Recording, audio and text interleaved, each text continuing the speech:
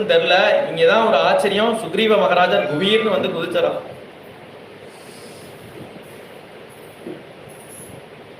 ஒரு கர்ஜனை பண்ணறான் வீரத்தோட. யாரும் துக்கப்படக்கூடாது. துக்கத்துக்கு உச்சிதமான சந்தர்ப்பம் இல்லை இது. அப்பேற்பட்ட ஆபத்தும் இப்ப வரல. ஜலத்தை எடுத்து விபீஷன் கண்ணை தொடச்சார், ராமனோட கண்ணையும் தொடச்சார். சுஷேணன் அப்படிங்கிற வைத்தியரை கூப்பிட்டார். இதுக்கு என்ன உபாயம், இதுக்கு ஏதாவது வழி இருக்கா, இவரை காப்பாற்ற முடியுமா சிகிச்சை பண்ணி அப்படின்னு சொல்லி கேட்கிறார். இவருக்கு சிகிச்சை பண்ணுங்க அப்படின்னு சொல்லி சொல்றார்.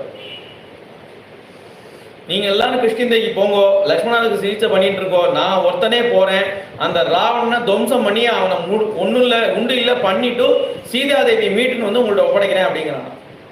அப்படி உற்சாகமா சொன்னதும் அவ்வளவு பேருக்குவே ஒரு மலர்ச்சி வந்துட்டான். அந்த மாதிரி உற்சாகப்படுத்துறதுக்கு ஒருத்தர் வேணுமா?